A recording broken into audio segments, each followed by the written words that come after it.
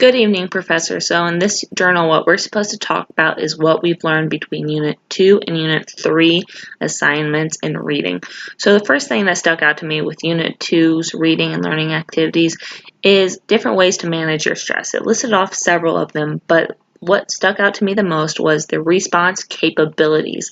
That definition of knowing how to expand your response capabilities by practicing and studying harder. Just giving it a term in my mind really helps solidify that idea.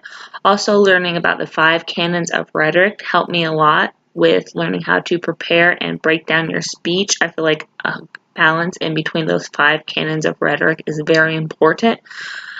If you want your speech to look good, you don't want it too high in emotion but too low in invention. You have to really have a strong balance to have a well-rounded speech. Now with power posing, I know one of the things they talked about was putting your hands on your hips, standing tall a few moments before your speech, just allowing those dominance hormones to pulse through your system. But it also talked about talking with a lower pitched voice, which is what I am trying to employ. I think that talking with a lower pitched voice makes me sound a little more confident in what I'm saying, helps me control my speed as well as how the words come out without that wavering tone in them.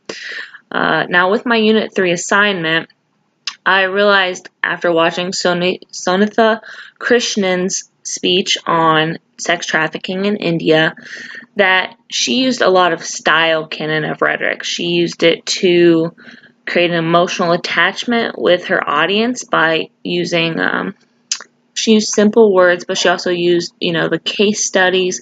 She just created that connection with the audience. And I think that I would fall that all under a style canon, but it still sounded good for the topic she was speaking of.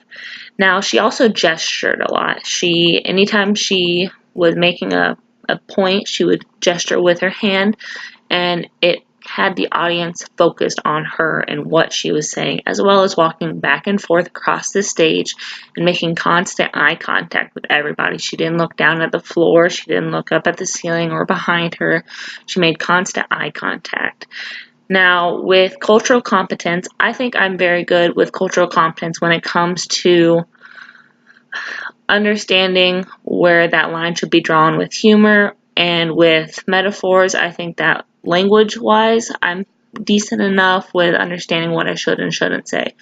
What I really want to work on is emotional aspects. If you're not affectionate or if you're not enthusiastic enough with some audiences, they won't listen. Whereas if you're too enthusiastic, people might think that you're a little much or, you shouldn't be taken seriously. So I want to work on learning what cultures are a little more reserved and which ones really want you to put everything out there. So that's where I'm at with cultural competence at the moment. So thank you for listening to my Unit 3 journal. Please let me know of any comments whenever you grade this. I hope that this covers everything that we were supposed to, and you have a good night, Professor.